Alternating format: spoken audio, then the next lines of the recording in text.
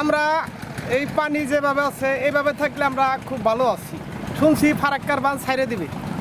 এই ফারাক্কার বাঁধ ছাড়ার জন্য শুনছি 120-9টা গেট ছাড়িয়ে দিছে। আমরা সারা রাত ঘুমাইতে পারি না, আমরা সারাদিন একটা আতঙ্কের ভিতরে থাকি। তারপরে দ্বিতীয়ত আমাদের অনেক ধান ফসল আছে, এগুলো তলায় এই ফারাক্কার বাঁধের পানি যদি আসে তাহলে তো আমাকে এগুলো অনেক ক্ষতি হবে। ধান, তারপরে দ্বিতীয়ত আমাকে চলাফেরাও অনেক কষ্ট হবে। আমরা সারাদিন আতঙ্ক থাকি যে পানি যদি আরও বেশি হয়, ভাঙ্গাচোরা আমাদের আরও বেশি হবে, নদীতে আরও বেশি ভাঙবে আমাকে। ফারাক্কা বাঁধ যদি খুলে দেয় আমাদের অনেক ক্ষতি হবে। আমাদের দেশে যেমন আমাদের বাড়িঘর তলায় যাবে, মাছের প্রজেক্ট আছে এগুলো তলায় যাবে, আমাদের ফসলের ক্ষতি হবে, ব্যাপক ক্ষতি হবে।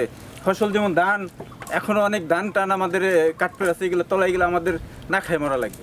ফারাক্কা বাঁধ শুনছি যে ফারাক্কা বাঁধ ছাড়ছে, তাই যে অবস্থা আছে মোটামুটি আমরা ঠিক আছে। যদি এরপরও পানি আসে তাহলে তো আমরা অনেক ক্ষতিগ্রস্ত হয়ে যাব, বাড়িঘর তলায় যাবে, আমাদের চলাফেরা সমস্যা হয়ে যাবে।